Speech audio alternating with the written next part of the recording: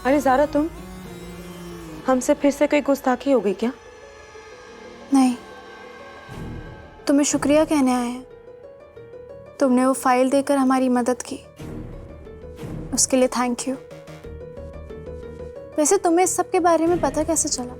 पता तो हमें बहुत पहले से था, बस तुम्हें बताया नहीं हमने। हम बहुत बुरे हैं ज़ारा। सोचा था तुम्हें फाइल देकर हम तुम्हारे जैसा बनकर देखें, और वाकई हमें बहुत अच्छा लगा।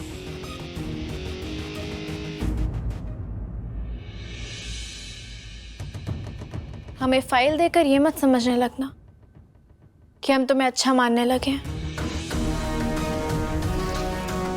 हम तुमसे जबरदस्ती खुद को अच्छा नहीं मनवाएंगे।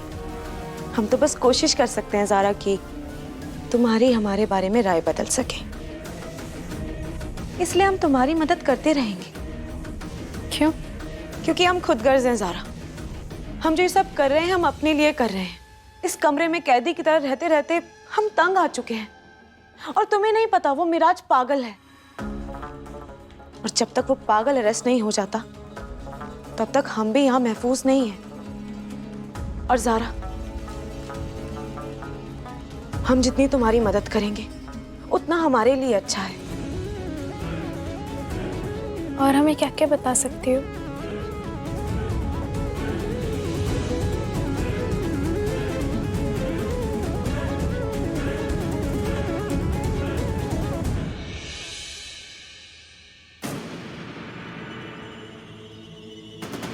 कहाँ थी ज़ारा तुम?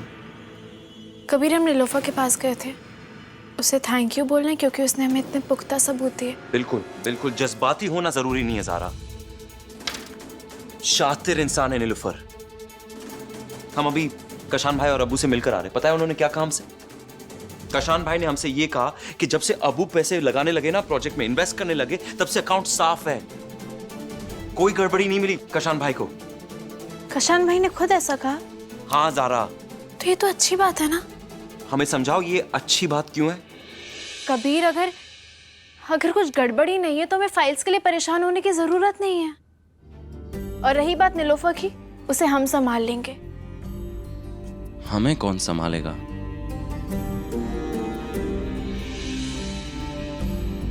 अल्लाह, हमने ये फाइल पढ़ी ही नहीं। हम किसी भी हालत में नहीं है इस फाइल को पढ़ने के लिए। प्लीज तुम पढ़ो हीरो, पढ़ो। हो सके कोई हल निकालना।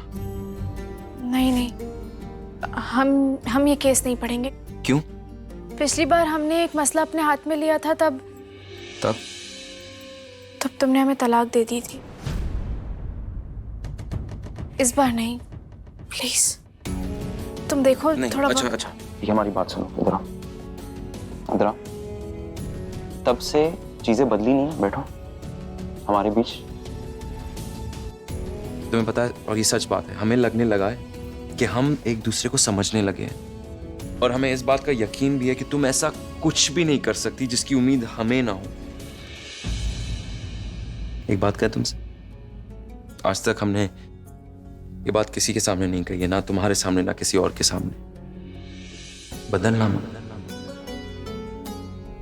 वैसे ही रहना जैसे कि तुम अब हो।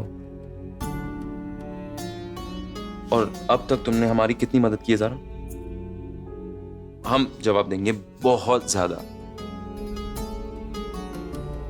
उठो, अब वक्त आ गया है कि तुम अपने अब्बा की मदद करो। फाइल्स पढ़ लो और अगर हो सके तो कोई हल निकालो, प्लीज। शुक्रिया।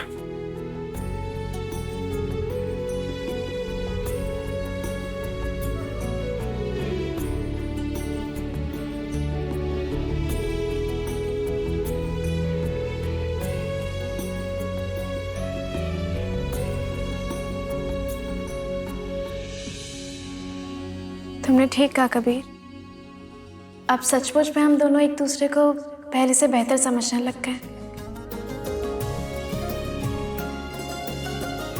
तुम भी ऐसे ही रहना, बदलना मत।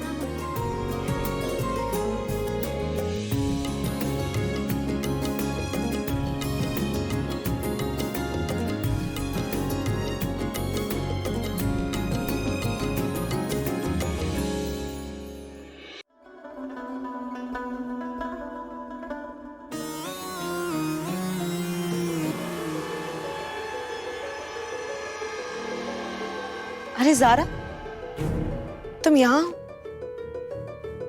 तुम फिर चली आई? हम तुम्हारे लिए चाय लाए हैं, ये लो। अब आ ही गई हो ना, तो एक काम करो, अपनी ये रद्दी भी लेते जाओ। हमें कशान भाई ने बता दिया है कि ये पेपर्स नकली हैं और इनमें कोई गड़बड़ नहीं है। ठीक है, तुम्हें ऐसा लगता है तो ऐसा ही सही है। जारा, तुम हमारी बात मानो या ना मानो, पर अपने आंख और कान खुले रखना, कभी भी कुछ भी हो सकता है। शुक्रिया।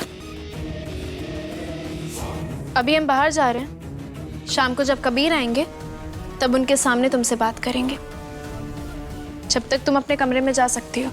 ठीक है, अल्लाह हाफिज। अल्लाह हाफिज।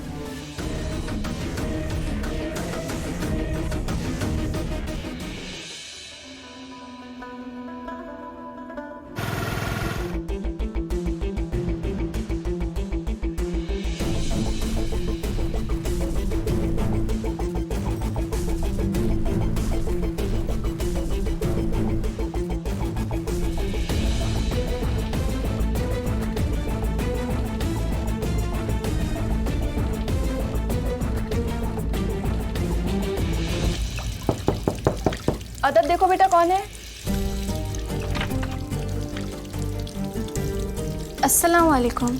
वालेकुम सलाम। हमारा नाम ज़ारा कबीर अहमद है। क्या आप आबिदा हैं? जी अंदर आइए। माशाल्लाह। और आपका क्या नाम है? हमारा नाम अदब है। अच्छा, अदब को चॉकलेट्स पसंद है? जाओ जाके अपने चॉकलेट्स ले आओ। शरिया बोर्ड में निकाह हलाला का केस आपने ही फाइल किया था ना? जी। हम शरिया बोर्ड के मेंबर हैं और आपकी मदद करने आए हैं। हमें अपने बारे में सारी डिटेल्स बता दीजिए। आपकी इजाज़त हो तो क्या हम आपका स्टेटमेंट रिकॉर्ड कर सकते हैं? जी। शुक्रिया। ये बताइए कि आपकी शादी कब हुई थी और हालात कैसे बिगड़े? 6 साल पहले हमारा निकाह वसीम खान के साथ हुआ था। सब कुछ अच्छा चल रहा था, फिर वसीम सऊदी अरब चले गए। हम और हमारी बच्ची अकेले रह गए। फिर ना जाने ऐसा क्या हुआ कि बात बिगड़ती गई। उन्होंने 3 बार तलाक बोलकर हमसे सारे रिश्ते नाते तोड़ दिए।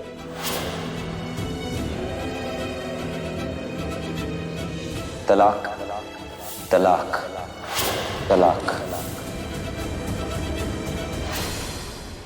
आपका दर्द हमसे बेहतर कौन समझ सकता है। खैर, वसीम ने मेहर चुकाया या नहीं? मेहर की रकम तो छोड़िए, उन्होंने तो तलाक के बाद हमें गुजारा खर्चा तक नहीं दिया। खुद वो सऊदी में मजे से जिंदगी जी रहे थे और हम और मेरी बच्ची यहाँ पर डर डर की ठोकरें खा रहे थे। हमें कहीं बाहर से खबर मिली कि वसीम सऊदी अरब से वापस आ गए। हम गुजारे खर्चे के लिए उनके घर गए, लेकिन उनके घर वालों ने हमें अंदर आने तक की इजाज़त नहीं दी। हमें मजबूरन उनकी चौखट पर बैठना पड़ा। हमने उनसे बोल दिया था कि जब तक हमें हक नहीं मिलता हम यहाँ से हिलेंगे भी नहीं। आबिदा, तुम्हारे पास तो इतनी हिम्मत है, वरना कौम की कितनी सारी बेटियां हैं जिनके पास इतना जज्बा भी नहीं। हमारे पास कोई चारा नहीं था बीबी जी। हम खुद को तो भूखी रख सकते हैं, लेकिन हमारी बेटी का क्या? आप ही बताइए, हम क्या करते? फिर वसीम ने तुम्हें गुजारा खर्च दिया या नहीं? वो पत्थर दिल इंसान है बीबी। गुजारा खर्चा देने के बजाय उसने मुझसे शादी करने की पेशकश कर दी। क्या तुम उससे दोबारा निकाह करना चाहती हो? ऐसे पत्थर दिल इंसान से कौन शादी करना चाहेगा बीबी जी? लेकिन हमारे पास कोई और रास्ता भी तो नहीं है। हमारी ज़िंदगी तो परेशानी में कटेगी बीबी, लेकिन हमारी बच्ची का मुस्तकबिल तो ज़रूर संवर जाएगा। इसीलिए हमने उसकी पेशकश मंजूर की। वसीम ने तुमसे दोबारा शादी करने की चाह इसलिए रखी ताकि उसे गुजारा खर्च ना देना पड़े। उसे पता है कि तुम दोबारा शादी करने के लिए मना कर दोगी और वो गुजारा खर्च से बच जाएगा। हमने उनसे सवाल किया था तो बोलने लगे कि ये हमारी बीच की बात है, हम देख लेंगे। लेकिन तुम निकाह हलाला कर लो और वापस हमारे पास आ जाओ, हम तुमसे दोबारा निकाह कर लेंगे। आबिदा, क्या वसीम तुम्हें निकाह हलाला के लिए मजबूर कर रहा है? वो सिर्फ गुजारा खर्चा ना देना पड़े इसलिए ये सब कर रहा है। क्योंकि वो जानता है कि तुम निकाह हलाला नहीं करोगी। कोई भी औरत जिसका ज़मीर जिंदा हो वो निकाह हलाला का अमल नहीं करेगी। लोगों को हमारी हालत का अंदाजा है। मोहल्ले के लोग हमसे निकाह हलाला करना चाहते हैं, उसके बदले में हमसे मोटी रकम चाहते हैं। और निकाह हलाला करने वाले के साथ हम बिस्तर होना पड़ेगा। यहाँ बैठो। देखो, तुम हौसला रखो। हम अल्लाह की कसम खाते हैं कि हम तुम्हारी मदद करेंगे और तुम्हारा निकाह हलाला नहीं होने देंगे।